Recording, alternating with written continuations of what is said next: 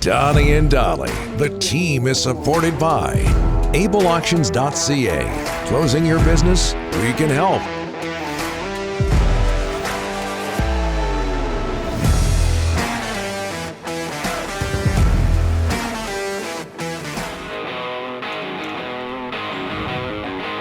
Okay, it is Friday, and today, all of our guests, including Ian Furness, standing by. Brought to you by the Waddling Dog Pub, one of Victoria's favorite local pubs, located 10 minutes from the ferry. The two-time #1 pub in Victoria invites you to go see why they are a go-to watering hole.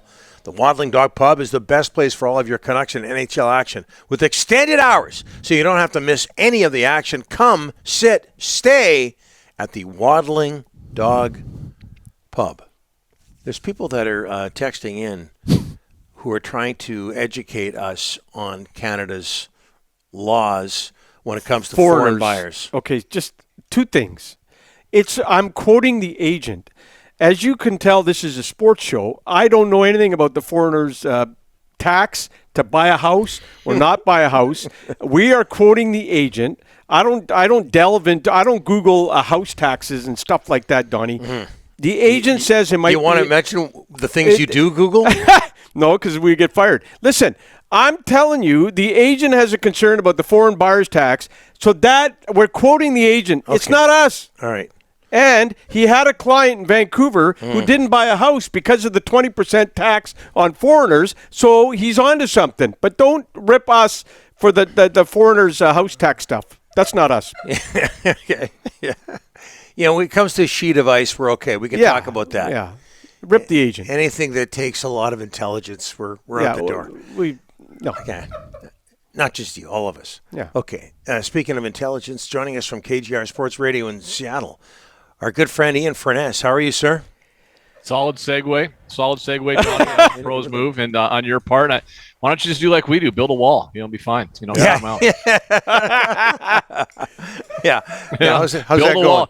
Yeah. Fabulous. I mean, things couldn't be better down here. You can do what they do down in the border. You get all the old containers and just put it across the Peace Arch up there. That should solve all your problems. So, what's the best route for a parade in Seattle, Stanley Cup parade, Ian? What do you think? Well, we talked about that quite a bit, Donnie. We think probably the same one the Seahawks took. You'll go down 2nd Avenue and down through Pioneer Square and end up at Lumen Field. You'll have to reverse it this time. You'll start at Lumen Field. There you go. Probably go 4th Avenue because it's a one-way. That'll get you all the way to Climate Pledge in the Seattle Center grounds. Where do you think this? And for people who aren't aware.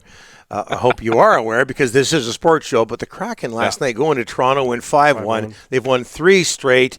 They're 3rd place in the Pacific. They're hosting a Winter Classic. Where's this franchise at right now, Ian? Because I know you were critical of them last year. I was critical of them, Donnie. I'm glad you point that out every week. It's every second week. Fire the coach, I think you said. Fire the coach. Oh, hey, man, there were questions about him at the start of the season. There you go. They listen. First of all, I didn't even watch the game last night. And you're going to say, why not, Ian? What were you doing? Building a wall. Oh, no, of course, Team right? Canada. Yeah. Come on. Like, we're talking about the Kraken in Toronto. I know our hockey team down here did everybody up there a favor and beat the great Toronto Maple Leafs. And, you guys can send thank you notes down here. But I was watching Team Canada. My guy, Thomas Milic, backstopping them to a win. Guy from up there, right? Quick one. Seattle Thunderbird. Yeah. Yeah. But, I've said it before. I'll say it again. They need to get to the postseason and really to kind of capture more than just the hockey fans' attention, I think, down here. But look, it's a good hockey team. Shane Wright just got sent down today down to juniors in the OHL. He'll get traded from the team he's at, go to a playoff team and all that stuff. We've seen that before with guys around the league. But it also says something because Shane Wright last year would have been a 2nd or 3rd line center on this team. That's how much deeper they are this year than they were last year. And they need some help. I still think they need to make a move on the back end. But who doesn't in the NHL, right, to find a little bit better defense. But they're good. If the goaltending can hold up, guys, it's really, it's not a complicated. I know in this day and age of analytics, we're trying to make it a complicated game. If your goaltending can hold up, right, you're going to be okay. They've got enough talent. They got enough guys that can score.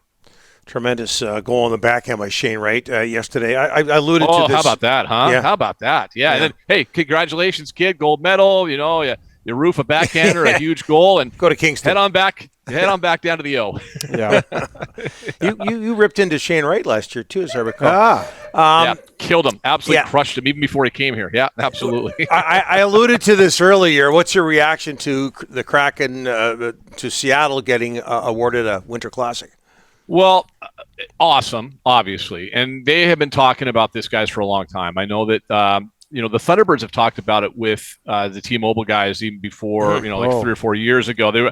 I thought we might actually see a WHL game. Remember, the WHL did an outdoor game. The first one they did was in Spokane about a decade ago with Spokane, and I believe it was it Chilliwack, whatever team that was, up there, the Kootenay Ice came down. They did it was on national TV in Canada. It ended up drizzling rain a little bit. It worked out, but it was a bad game. But I thought the T-Birds were going to play a game there first, kind of as a test thing. But they just jumped in with both feet. And I'm not, I'm not so sure that we won't see a WHL game there. In conjunction with that weekend. I would be surprised if we don't. I think we probably will. And I think it's phenomenal. I mean, it brings look. We have an all-star game here this year, Major League Baseball. Yeah. We're going to have that. The Outdoor Classic. I think it'll bring a lot of people into the building that can't normally afford maybe to go to Climate Pledge. Hopefully they are smart enough to have tickets, that are affordable for people to go in, because you're going to have double the attendance you'd normally have. And so I think, everything surrounding it, it'll be great. Listen, obviously there's the Vancouver element versus Vegas that comes into play. Personally, and I know I look back and I think only Montreal and Toronto have played in the Winter Classic in the history of it, right? And those are both, they're both playing other original 6 teams. Yep. But I think they missed the boat here. I think Vancouver would have been the thing. I know you're looking for an American TV audience. It's not like Vegas is this massive, huge television market in the U.S. I think they missed the boat. I think from an atmosphere standpoint, if it would have been Vancouver, it would have been far better. And, you would have the ability to bring people across the border down here. And look, you're not going to have a hard time selling tickets. But just imagine the atmosphere if you would have had more of a split crowd and until these two teams play each other in the playoffs, whether it's Seattle and Vegas or Seattle and Vancouver, you're not going to have a true rivalry, right? You need to have a playoff series somewhere along the way to really kind of kick that low. But this would help. I think this would help. Yeah, but I guess my advice to Vancouver would be, be better, and maybe people want to watch it. So, Yeah, no kidding. Ian, I want to get your thoughts on the.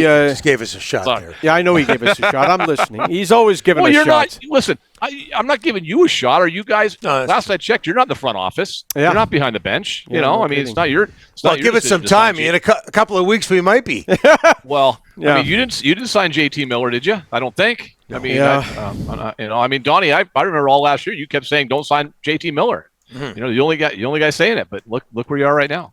Look where we are. Want to get your thoughts on the biggest story in the NFL, Damar Hamlin, because the Seahawks brought in a team physician after Monday night to reassure the players about the Hamlin incident. How around Seattle and the Seahawks are they taking that story, Ian? Well, yeah, we'll be serious for a second. Here's the thing with what they did. They brought in Dr. Jonathan Drenzer, who is he's a chief cardiologist for sports medicine at the University of Washington Medical Center. He's also on one of the main medical committees for the National Football League. He's a Seahawks cardiologist. He's a top shelf guy, travels to every game. I think one of the things that was not forgotten, but I think is something that maybe people are just now learning. In the National Football League, there's this massive traveling party, but whether it's equipment guys or players, assistant coaches, video, and all these people, but in amongst it are the most important people are the medical staff. And, you have at least 2 doctors that travel with every team. The Seahawks, for example, have a head trainer, an assistant trainer, and they have 3 other assistant trainers that are kind of below them. Every one of those people, they're coordinated. They practice before the game. They meet with the opposing team. It is really an amazing process. I've watched it from afar. I've always been really kind of impressed by it. Everyone's wearing an earpiece. Everyone knows.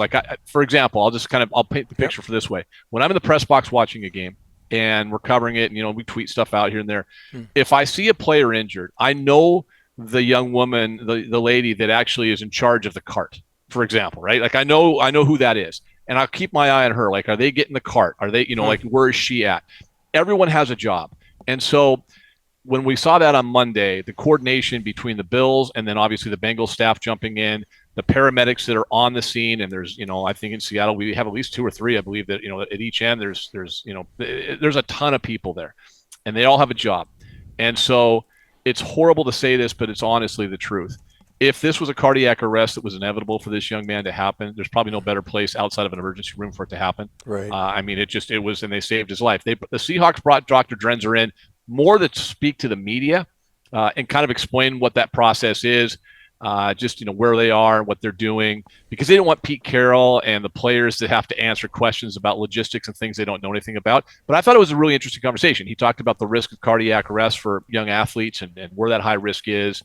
I know in hockey, if I'm not mistaken, Donnie, right, like a lot of the shoulder pads have changed over the years, right? Yeah, like they've kind of gone down more chest to the chest. protection. Yeah. There's a big push in the States for baseball, young baseball players to wear a chest plate because, if it's a sudden, impact Can't there, hurt. it could affect them. Lacrosse, I know, has an issue with it as well. So, but they brought him in. He did meet with the team along with Pete Carroll and kind of, hey, we're ready to go if something ever happened. But remember, this was unprecedented. It had never happened before in the history of the National Football League. Yeah. And very quickly, Ian, Seahawks, Rams, playoff ramifications there. Very quickly, but you okay with that scheduling, with that Lions-Packers game after that? It's brutal. It's never they've never done that. They've always synced everything up. God forbid we're taking cues from the MLS with Decision Day, but that's what they've done, right? And even baseball, guys, Major League Baseball, if they run into the same situation, they do the same thing. They sync games up. This is unprecedented. It's listen, they want Aaron Rodgers in the postseason. There's no ifs, ands, or buts about that. They'd rather have Aaron Rodgers than the Lions or the Seahawks in there. And it's a huge advantage for the Packers because if the Seahawks win, I don't care what anybody says, in a try-hard sport, how hard are the Lions going to try? When they're, by the way, they are 3-28 in their last 31 meetings with the Packers in the state of Wisconsin. Exactly. So it's not like this rivalry is going to mean much at all at that point. So, it's a dropping the ball. NFL didn't have a great week. They also kind of messed up the whole situation with the Bills and the Bengals too, with flipping coins and taking home field advantage away a bit. I know you're joining us. I know you're joining us next week. I'll be sure to mention how much you criticize the Kraken next week. So, okay. I hated the Matty Beniers draft pick. Hated it. Absolutely hated it. Yeah. Not anymore. We'll try to find an old clip to prove that. All right. I'm sure you will. Yeah, Brian's not going to find that. I'm not worried about that. You know him too well. Thanks, Ian. Appreciate it. All right. Ian Furness, KGR Sports Radio in Seattle.